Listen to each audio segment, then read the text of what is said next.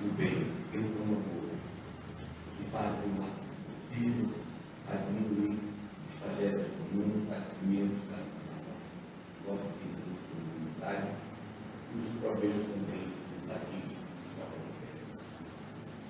Deus, na sua misericórdia, tem feito trabalho nesse mundo.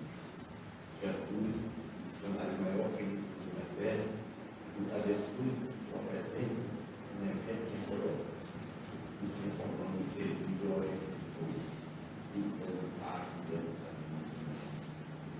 Eu preciso de amplificar a igreja nessa casa, participando comando nosso filho de coração, o objetivo principal do nosso trabalho, fazer um pouco de bem a nós mesmos na pessoa. Com essa salvação de Deus, tiramos a imagem que é a federação que vai suplicar a bem de um cristão e um bicho. A palavra de Deus é amém.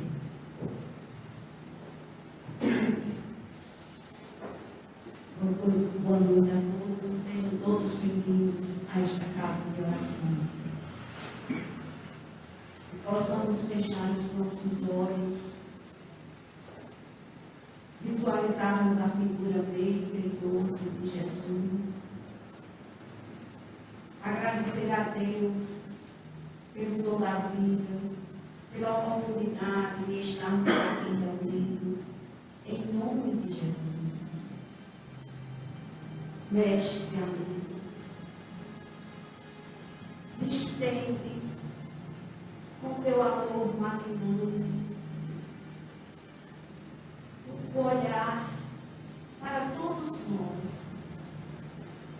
espíritos que necessitados que ainda somos. Ampara-nos neste amigo, na nossa caminhada terrena, socorrido todos nós, necessitados que somos, do teu amparo e do teu amor. Ajuda-nos a caminhar, mesmo diante das dificuldades que a vida oferece,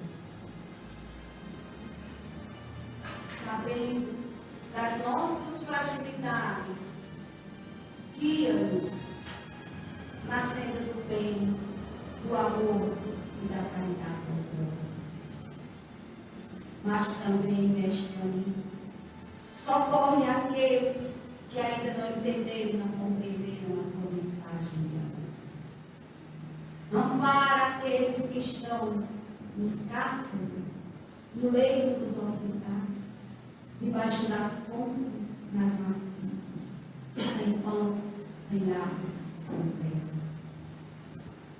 Socorre também os irmãos que já fizeram a sua viagem de retorno à pátria espiritual.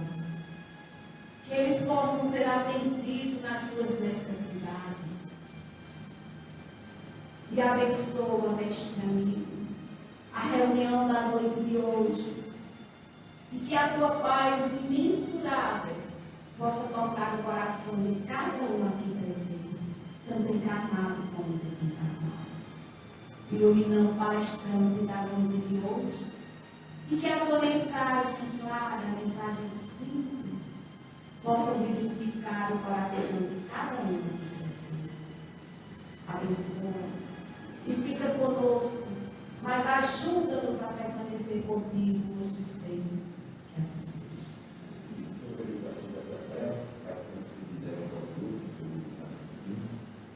Não deixe de adormir, que é a nossa espera. Nós estamos usando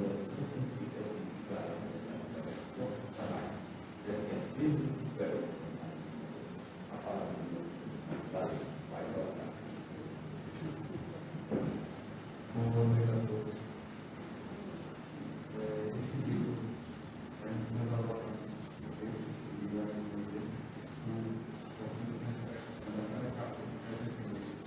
como nós podemos ter a oportunidade de ver a teoria que fala Cristo em nós. E disse o Senhor em Jesus, Marias, e ele respondeu, eis-me aqui, Atos 9:10. os homens esperam por Jesus e Jesus espera igualmente pelos homens. Ninguém acredita que o mundo se redima sem almas reprimidas. O Mestre, para estender a sublimidade do seu plano salvador, pede braços humanos que o realizem e intensifiquem.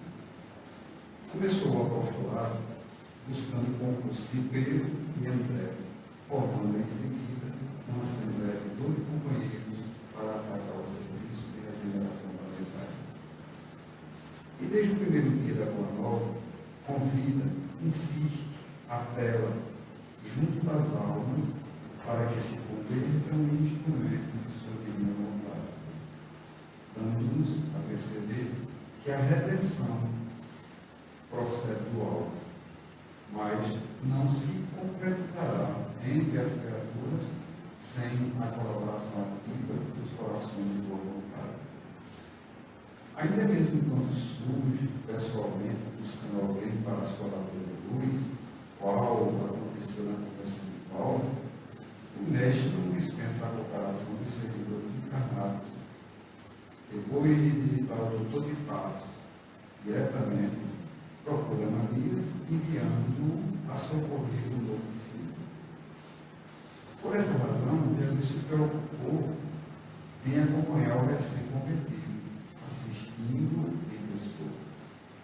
É que, se a humanidade não pôde iluminar-se e progredisse no Cristo, o Cristo não dispensa os homens na obra do seu argumento e sublimação do mundo. Ide e pregai, eis que vos mando. Resplandeça a vossa boca diante dos homens. A seara é realmente grande, mas poucos são os servidores. Semelhantes alternativas do Senhor, provam a importância por ele atribuída à contribuição humana. Amemos e trabalhemos, purificando e servindo sempre. Onde estiver um servidor do Evangelho, aí se encontra o mensageiro da lei celestial para a obra incessante do bem. Cristianismo significa Cristo em nós. Essa mensagem, obviamente, cada pessoa que a lê, vai traduzir para uma mensagem para si própria, correspondente à realidade que está vivendo no momento. Mas, de uma visão geral, ele vem nos mostrar o seguinte, que muitos de nós, por toda a grande expressão, mas a grande maioria de nós, fazemos as nossas vocativas ao alto, pedindo sempre a Deus. E nós esquecemos que nós somos filhos da criação e, consequentemente, também somos protagonistas da evolução espiritual, não só de todas as criaturas humanas, como do próprio povo que vivemos e, consequentemente, do universo. Uma vez que nós somos energia pura, uma vez que nós somos, vamos dizer assim, um conjunto de pensamentos, um conjunto de mentes que materializamos esse mundo para viver, aí é uma observação muito simples, a gente vê tribulações, sofrimento, dor, dificuldade, hipocrisia, falsidade. Por quê? Porque a grande maioria de nós carrega em si todas essas vibrações negativas. Então, se faz necessário que nós comecemos a entender como foi feito na festa inicial, entender sobretudo a mensagem do Cristo, o que é que ela traz em si, qual é o propósito de vida nova que ela traz para todos nós. E, tomando posse desse conhecimento, colocar cada um na maneira que puder, cada um dentro da realidade que quiser, colocar em prática aquilo que Jesus ensinou. É muito cômodo a gente fazer as nossas orações e esperar que um advogado lá no céu resolva os nossos problemas. Jesus já dizia, é buscando que se acha, é procurando que se encontra. Então nós temos que fazer a nossa parte e, como eu disse na leitura, do jeito que nós esperamos por Jesus, Jesus espera igualmente por nós. Temos que fazer a nossa parte. Temos que implantar o amor, se quisermos viver num mundo de amor, se quisermos viver num paraíso na terra. A terra se arredondada por si só, nós vamos ver que a terra não é ruim.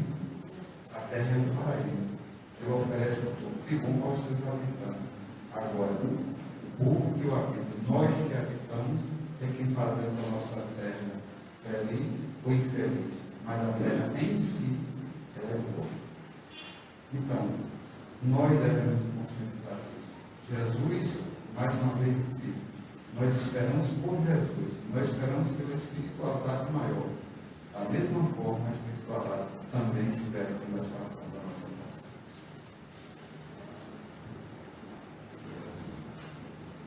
Como sejam todos bem-vindos. Eu quero dar alguns recados aqui, tá? Estamos mais uma vez contando com a presença de Irmão Paes, está fazendo aqui a transmissão ao vivo, através da web rádio Chico Xavier, dessa nossa reunião de hoje. Nós expressamos aqui o nosso agradecimento por essa oportunidade de divulgação do Espiritismo. Queremos também aqui fazer um convite a vocês que ainda não conhecem o trabalho da Fraternidade Cifroteiros.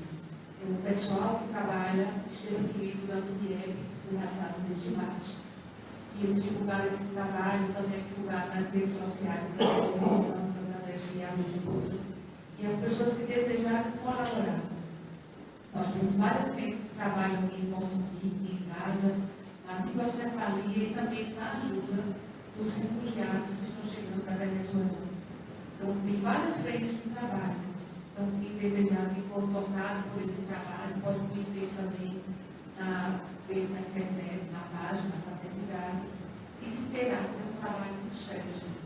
E sempre conta com a colaboração das pessoas espíritas, ou pessoas que vão para a África em comitiva e realizam um trabalho com médicos, com enfermeiros, psicólogos, coletistas, nutricionistas, enfim.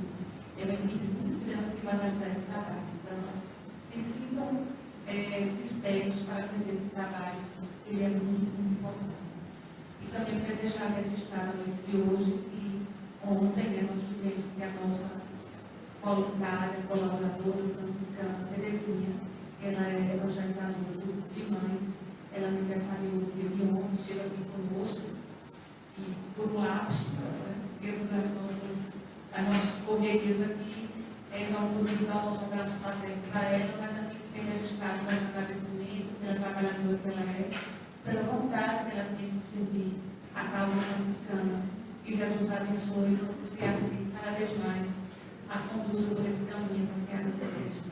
E na noite de hoje nós temos aqui a oportunidade de contar com o nosso palestrante jovem, Jimmy Costa, que é da Corrente Esperança, que ele também é grande.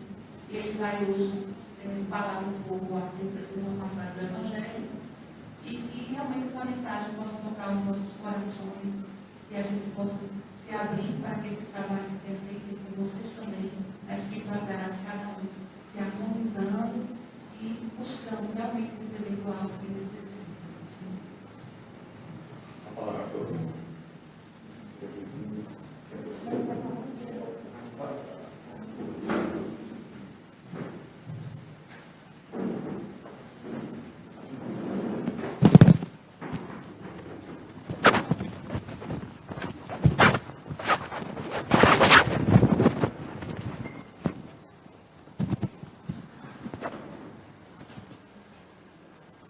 Boa noite a todos. Antes de tudo, eu queria agradecer o convite. Eu queria dizer que é emocionante sentar aqui ao lado do seu Fabiano do Egito, vir até essa casa com tanta história. Nós entendemos a grandeza de estar aqui hoje. Nós entendemos a grandeza dessa noite, o quanto Jesus usou de misericórdia conosco para que eu pudesse estar aqui, meus irmãos. E agradeço do fundo do coração a todos vocês. E ao tema desta noite, nós separamos Amem seus inimigos. Está no capítulo 12 do Evangelho segundo o Espiritismo. E é uma frase que, quando é lançada, muitas vezes a primeira reação que a gente tem é: não, isso é impossível. Ah, isso é coisa de religioso, é coisa de gente fanática. Isso não é natural.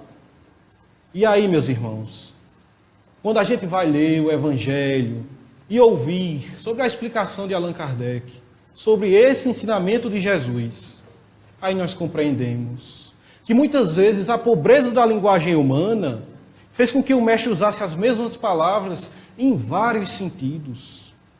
E Kardec nos ensina que o convite para com os nossos inimigos é que nós não nos vinguemos, que não cultivemos o ódio para contra eles, que não fiquemos felizes quando eles caem. Ele explica que a própria energia em que dois adversários emanam um para o outro não permite que a gente tenha o mesmo amor que tem por nossos filhos, por nossos pais. Mas o Cristo nos convidava a começar a construir uma nova forma de ser, em que nós devolvíamos o mal com o bem. E aí a coisa começa a ter sentido, meus irmãos, porque essa nossa doutrina é lógica, racional, e nos convida a uma reforma que nós conseguimos fazer, pouco a pouco, sem grandes saltos, sem milagres. Nos ensina também Kardec, nesse capítulo, o mal que o ódio faz a nós. A violência que é contra o nosso espírito odiar alguém. O quanto nos trazem doenças cultivar esse tipo de sentimento equivocado. Porque a nossa natureza, ela é divina. E toda vez que a gente foge ao que é o nosso natural, que a gente odeia, que a gente se vinga, que cultivamos sentimentos equivocados, nós nos agredimos. E por isso tantas doenças, tanto câncer, tanta luta no campo material. A nossa mente produz e as células reagem, meus irmãos. Toda vez que violentamos a nossa natureza, as células vão reagir. E é interessante porque diante de tudo isso, sendo Cristo o nosso modelo e guia, nós quisemos buscar qual a reação do Senhor. O que ele fez diante dos seus inimigos gratuitos? Como Jesus reagia diante dos perseguidores, dos que eram contra a Boa Nova? E fomos ao livro Boa Nova, de Chico Xavier por Humberto de Campos.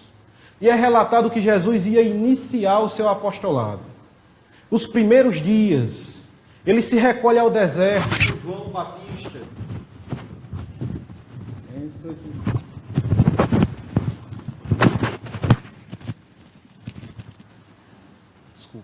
Ele se recolhe ao deserto com João Batista, fica com um companheiro em jejum, em oração, despede-se do amigo e segue viagem a pé. Passa por Jericó, um oásis de verde, segue em viagem e chega a Jerusalém. Então Jesus senta-se ao lado do templo de Jerusalém, como um peregrino, um viajante. E ao lado daquele templo também conversavam grupos de sacerdotes, de homens poderosos. E aquele grupo de sacerdotes conversando teve a atenção voltada para Jesus. Aquele viajante diferente, aquele homem diferente do normal, sentado em um canto. A maioria dos sacerdotes, dos doutores da lei, seguiram adiante, mas um deles, envolvido pelo magnetismo do Senhor, foi até Jesus. Era Hanã, um dos que seriam seus juízes, quando do julgamento do nosso mestre. Então Hanã caminha até Jesus e o aborda. Agora o aborda de forma petulante, falando de cima para baixo, porque Hanã era um sacerdote. Ia falar com aquele homem estranho, viajante, e chega diante do nosso Senhor e diz: Galileu, o que fazes na cidade? E o nosso mestre nunca mentiu. Docemente diz a Hanã: passo por Jerusalém para a implantação do reino de Deus. E Hanã toma um susto com aquela resposta, ri ironicamente e diz a ele: reino de Deus? O que pensas tu, Galileu, vir a ser isso? Porque como é que um homem comum ia falar sobre Deus, meus irmãos? Hanã era um sacerdote do povo escolhido. Que atrevimento era aquele, daquele homem? Então ele questiona: o que pensas tu vir a ser isso? E Jesus o responde humildemente que o reino de Deus era a obra divina no coração dos homens. Hanã se impressiona com a resposta inteligente, mas continua com os seus ataques irônicos. Era o primeiro inimigo, meus irmãos. O primeiro adversário gratuito da Boa Nova. E ele continua: obra divina, Galileu, em tuas mãos. Com que contas para tão difícil empresa? Onde estão teus seguidores, teus apoiadores? Não vejo ninguém contigo. E Jesus o diz: os meus auxiliares, os meus seguidores, os meus amigos virão de todas as partes. E aquele sacerdote continua com a sua ironia característica e diz: agora falaste uma verdade, Galileu, porque os tolos, os idiotas, estão em toda parte deste mundo. Esse será o teu material de construção. Mas tu me falas em obra divina e me diz: já viste alguma estátua perfeita, feita com fragmentos de lama? E Jesus o diz docemente, meus irmãos, sem se alterar: sacerdote, nenhum mármore é mais puro e formoso do que o sentimento. E nenhum cinzel, o instrumento de modelar o mármore, nenhum cinzel é mais preciso do que a boa vontade sincera. Hanan se impressiona ainda mais. Acredita que aquilo é um grande atrevimento, que está diante de um louco. E diz: então me diz, tu conheces Roma? Conheces Atenas? As grandes metrópoles da época, onde estavam os grandes mentes, os grandes pensadores. E Roma e Atenas caíram por terra, meus irmãos, e nós estamos aqui falando de Jesus. E Jesus diz: eu conheço o amor e a verdade. O sacerdote se impressiona ainda mais com aquela resposta. Se enche de ira, não aceita a posição daquele viajante, olha para ele no fundo dos olhos, diz que se trata de um louco, de um desequilibrado, dá as costas e vai embora. E diante daquela discussão, Jesus poderia dizer a ele: volte, vem aqui, vou argumentar com você, vou mostrar que estou certo, vou mostrar que tenho razão. Mas o nosso mestre não tinha tempo a perder, meus irmãos, como nós também não temos. Eis que era necessário iluminar este mundo, como nós hoje somos convidados a fazê-lo. Pequenas discussões, inimigos gratuitos, não vale a pena. O mestre planta a semente e deixa que ele vá, porque o trabalho tinha que seguir adiante o evangelho. Jesus sai daquele lugar, segue viagem, passa por Nazaré, descansa em Caná e chega até Cafarnaum. E lá vai buscar os corações amigos, a terra fértil. Normalmente, os mais humildes, os mais sofredores. Perceba que o primeiro adversário vinha do poder. O homem que detinha o poder terreno, o conhecimento religioso, foram os que tiveram mais dificuldade para compreender a luz de Jesus. E chegando em Cafarnaum, o mestre caminha à beira do Tiberíades e vê pescadores, homens rústicos, cantando e trabalhando, e aguarda que 2 deles desçam do barco.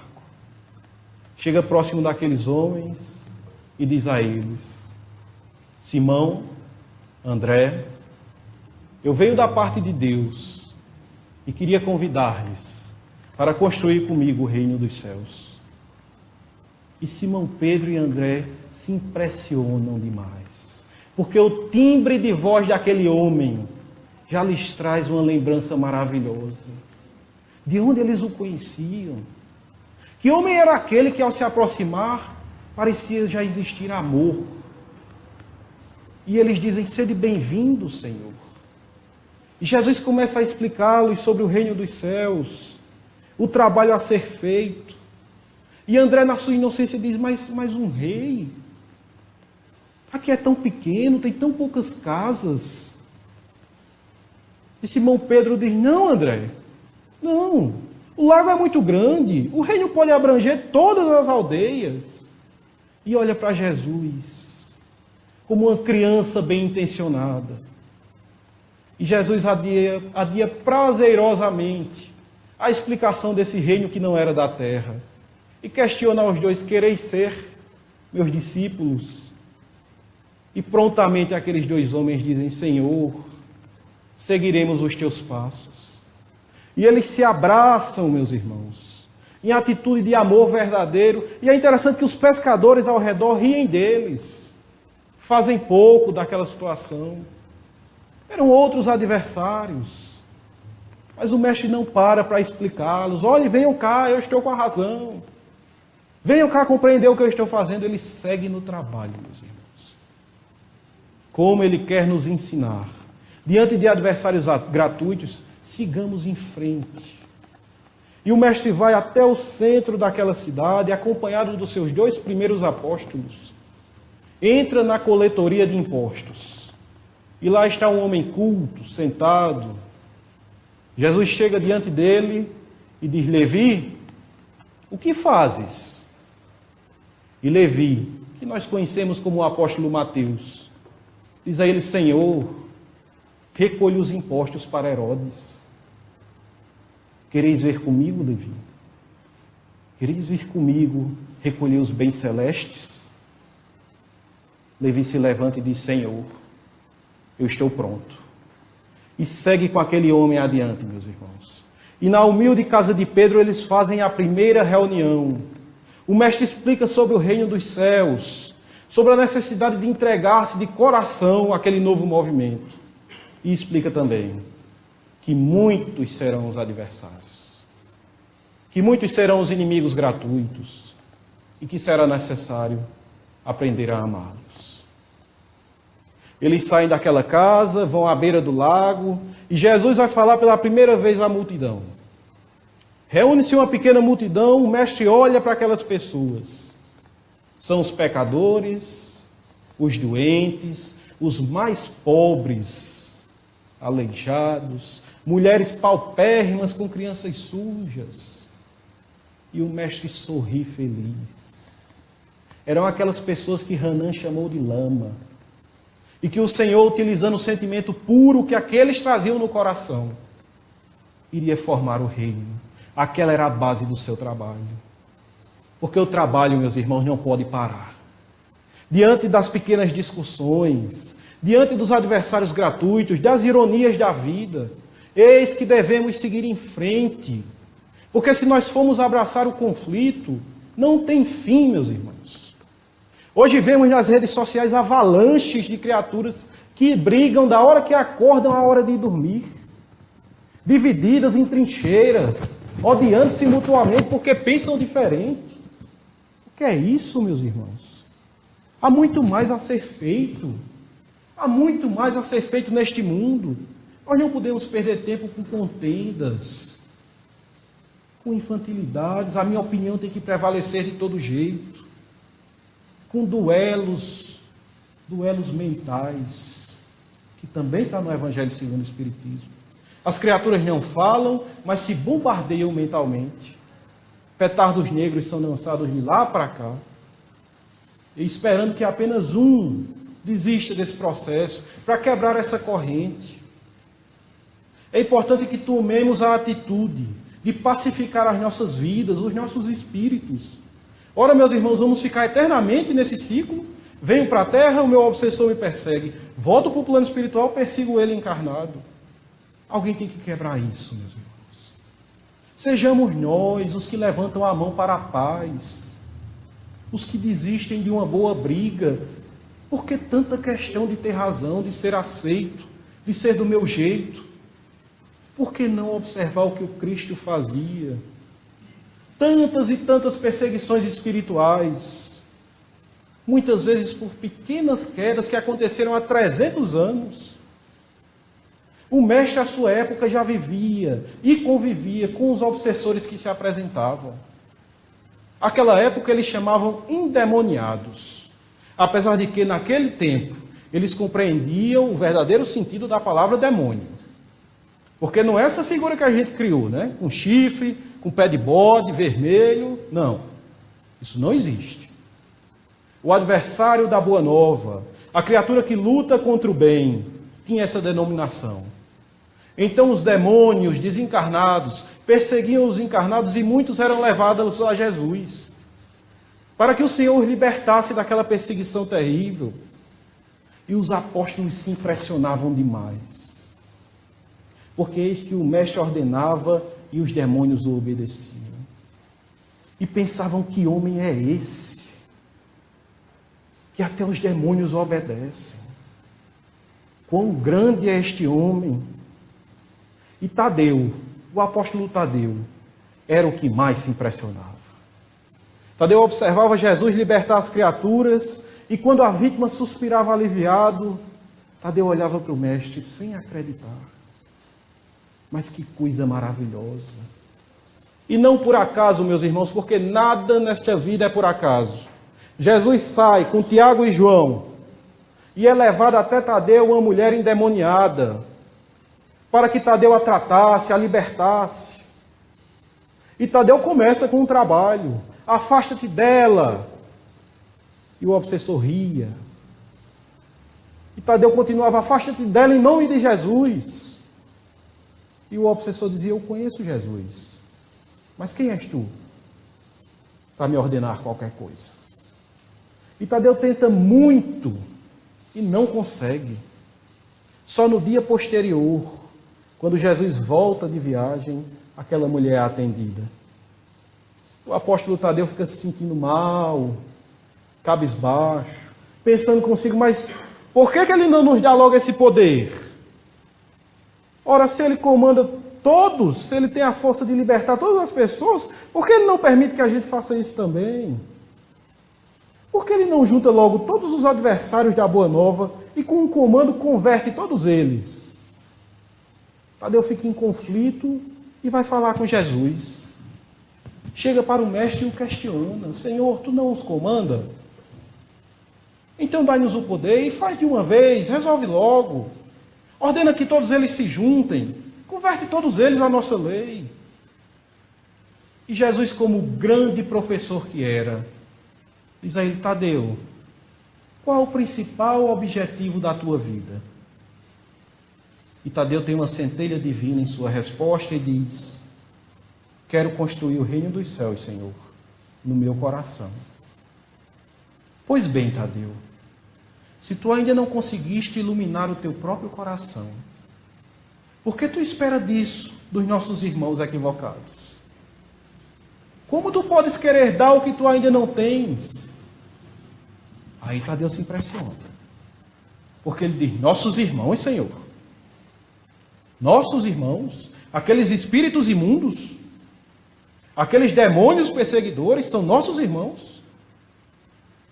E Jesus o diz: Tadeu, toda criação é de Deus. Aquele que hoje veste a capa do mal, amanhã será bom. É necessário entender que cada criatura terá o seu tempo. Cada um tem a sua caminhada. Não desdenhes, Tadeu, do bom trabalho. Sempre que o adversário nos chegar, é Deus nos confiando o bom trabalho. Abraça a tua luta, Tadeu. Compreende os teus irmãos. E Tadeu diz: mas Senhor, não seria melhor que tu nos desse de uma vez a solução de tudo? Reúne-os, Senhor. Reúne-os e resolve de uma vez. Não seria melhor para eles também? E Jesus o diz: Tadeu, e por que será que Deus não age dessa forma? Acaso teremos nós uma fórmula de amor maior do que a do Pai? Nós não combatemos os nossos irmãos, Tadeu. Nós combatemos a ignorância. Assim como Deus não desce para combater os seus filhos, mas tão somente para lutar para que seu amor seja recebido na terra. Tadeu se impressiona com a resposta e diz: Senhor, mas eu queria conseguir. Eu queria ter o poder de libertá-los, Senhor, de afastar os perseguidores. Eu queria ordená-los. E Jesus o diz com muito amor: Tadeu, antes de tudo, constrói no teu coração a luz do Evangelho. Porque as palavras do mundo não convencerão os equivocados. Mas o amor verdadeiro que refletir do teu coração Esse sim, esse vai arrastá-los para o bem. Antes de tudo, te constrói, Tadeu, te reforma. E sem perder tempo do seu ensinamento, Jesus reúne todos eles e diz o que está em Lucas, que quando o homem tem retirado de si um espírito imundo, aquele espírito caminha pelo deserto, por regiões áridas, e não encontrando outro lugar, volta para casa. E ao chegar, acha a casa varrida, adornada, e lá estando, chama mais 7 espíritos. E aquele homem fica em situação pior do que já estava. E eles compreenderam que era necessário construir, primeiramente, a luz do Evangelho no coração, para depois auxiliar o próximo. Eis que é necessário, meus irmãos, armazenar o amor de Jesus, para que as criaturas, ao nos ouvirem, entenderem que não estamos falando da boca para fora, que isso é sério, que isso é real, que a proposta do Mestre é totalmente palpável, verdadeira, e que pode ser aplicada nos nossos dias. E verdadeiramente tudo que o Mestre nos ensina acontece hoje, pode acontecer agora à noite. Os ensinamentos do Senhor são por demais atualizados e se atualizam diariamente. Nós o temos como grande exemplo, meus irmãos, para perdoar. Para aprender a perdoar até mesmo os mais próximos.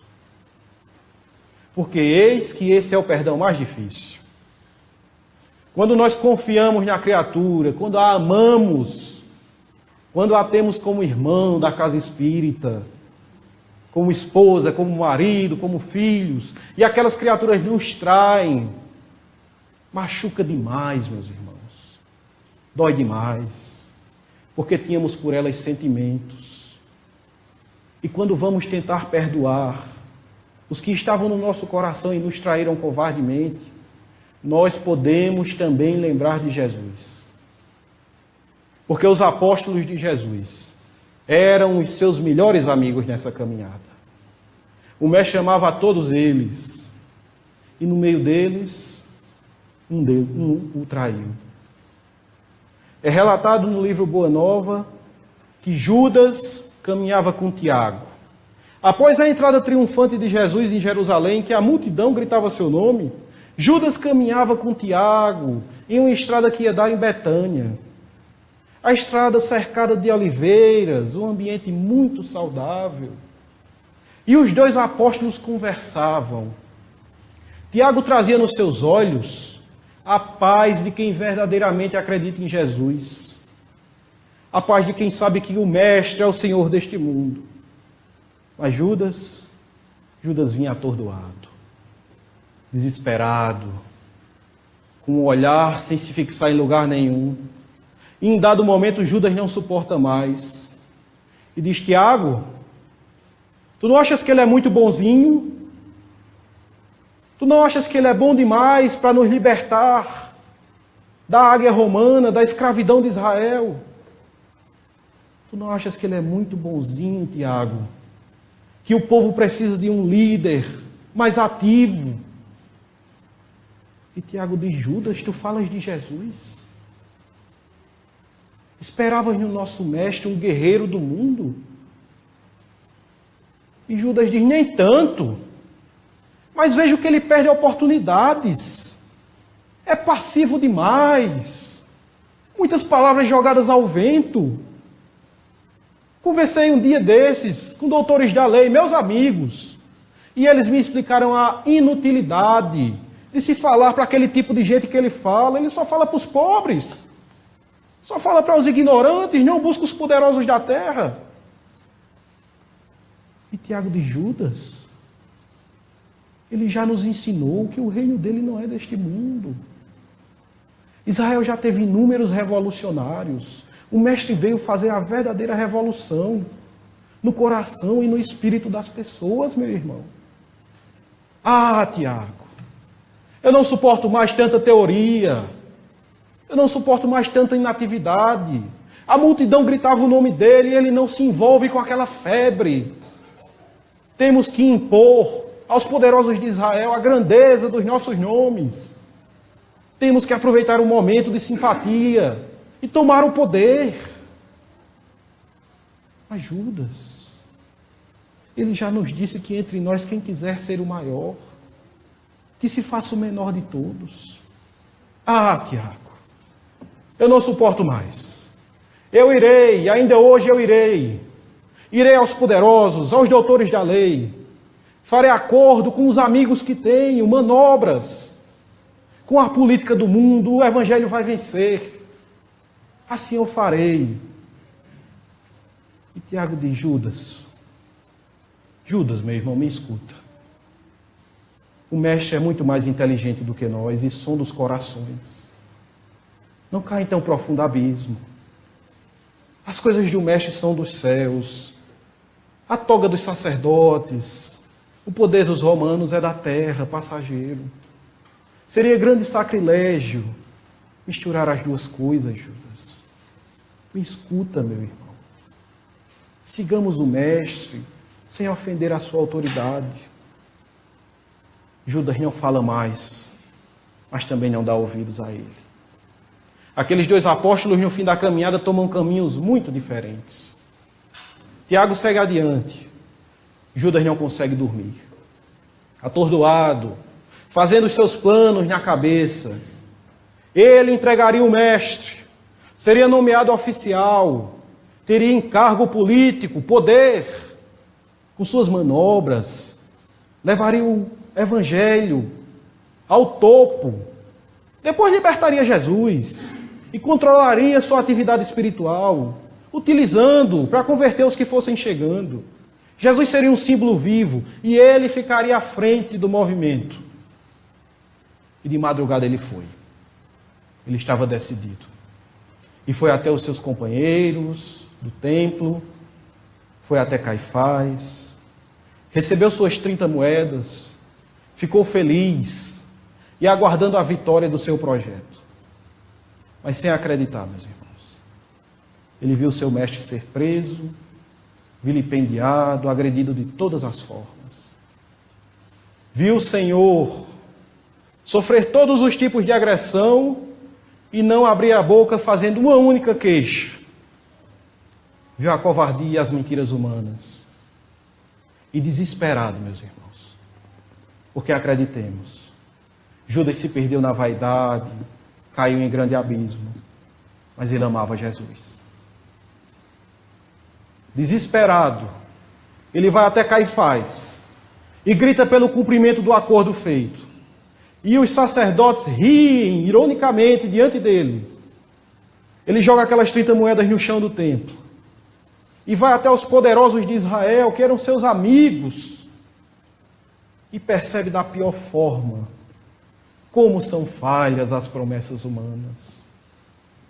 A mente dele é um oceano de dor.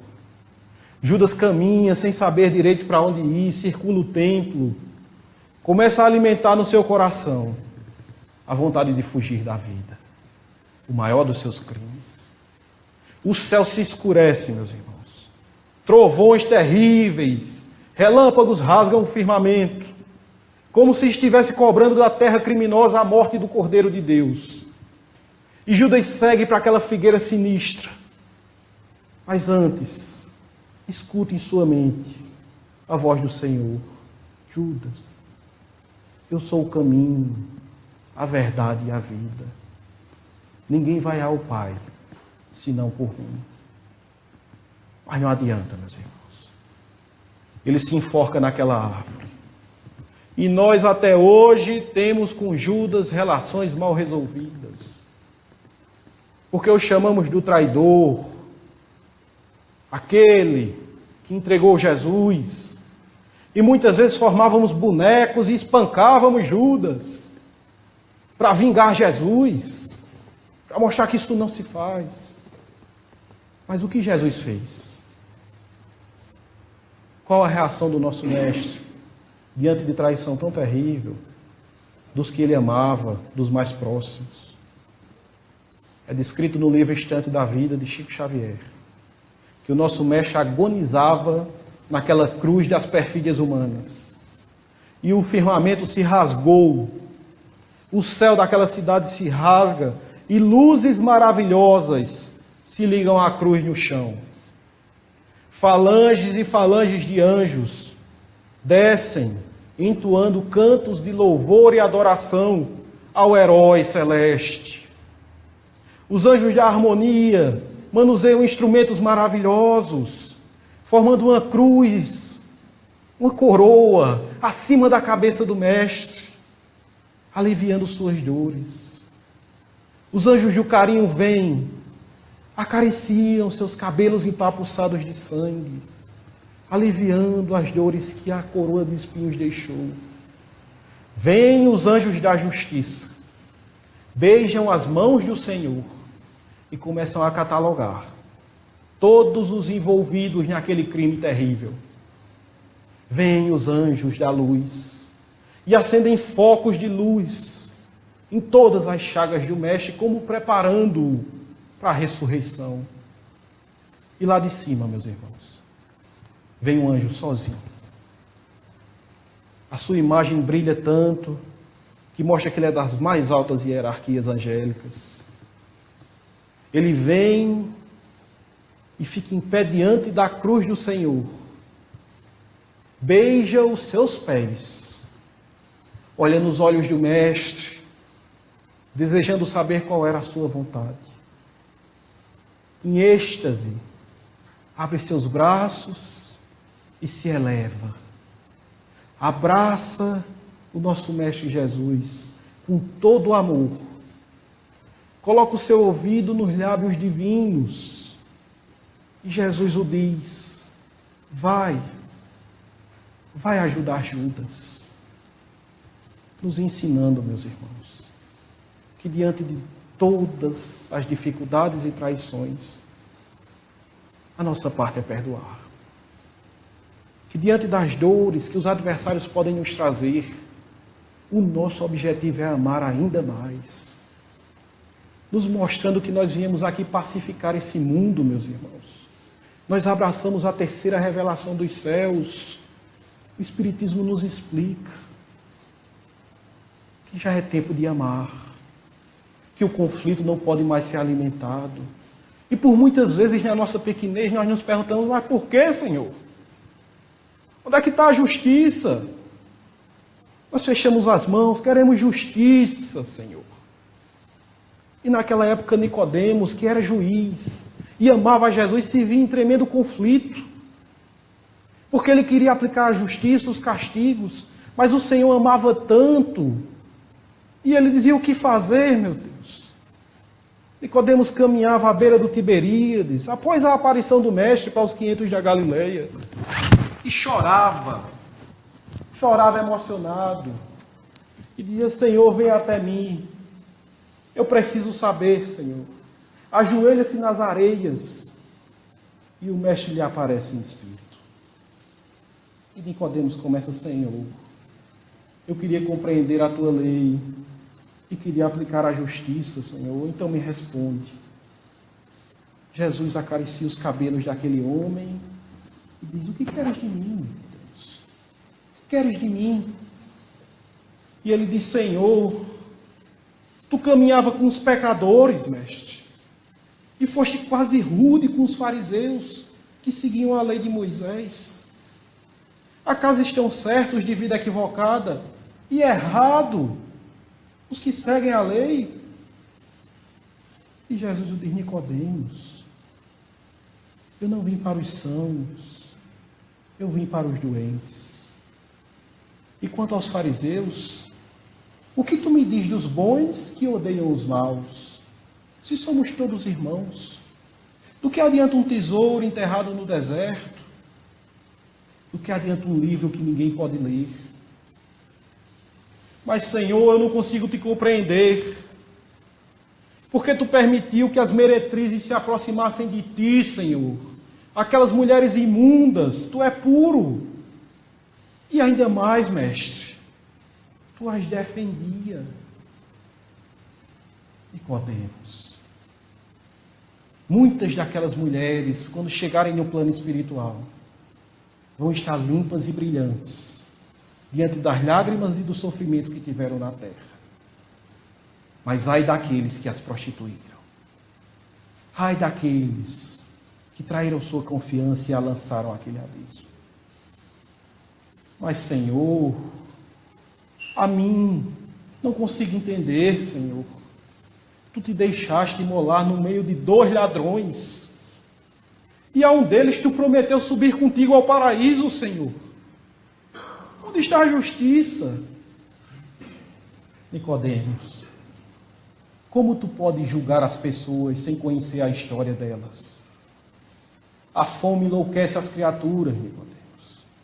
Temos que ver até onde eles resistiram antes de cair em tentação. Mas ai daqueles que são empreiteiros da fome. Ai dos que cresceram matando o povo e sem alimentos. Ah, Senhor, mas eu tenho uma última pergunta. Como pode, Senhor, diante dos que cuspiram no teu rosto, te espancaram, os teus assassinos, mestre, tu naquela cruz pedisse perdão por eles, Senhor? Como pode? Nicodemos, eu nunca disse que os nossos irmãos estavam certos no que faziam.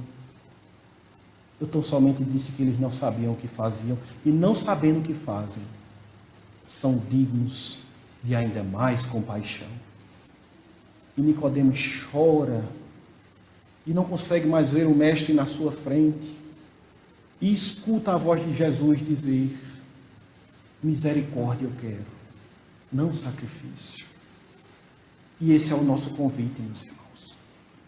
O convite de modificar esse mundo sem fazer grandes milagres, tão somente não entrando em conflitos, aprendendo a compreender que o agressor muitas vezes é doente, desequilibrado, traz consigo grandes dores e reage agredindo mesmo. O convite dessa doutrina é nos reformar, amando cada dia mais. Porque os fariseus também amavam os seus, os mais próximos. Eis que é necessário, meus irmãos, compreender os inimigos. Eis que é necessário não nos vingarmos, não desejar o mal deles, nos construir. É necessário servir ao Cristo em todos os dias da nossa vida, como aqui se serve. Como os que tomam o seu tempo em divulgar essa doutrina maravilhosa. Como os que trabalham na casa espírita, na igreja evangélica, na igreja católica. Como os que querem transformar. Amando, meus irmãos. Amando e perdoando como Jesus amou. Sejamos nós os que dão o primeiro passo para pacificar as nossas vidas. E aí sim pacificar este mundo. Sejamos nós dignos de nos mostrar como trabalhadores do Cristo. Eu queria agradecer do fundo do meu coração a noite de hoje, a paciência de vocês e todo o amor que se movimentou nessa casa. A todos nós, uma grande caminhada adiante e que Jesus seja conosco, hoje, agora e sempre. Muito obrigado, meus irmãos.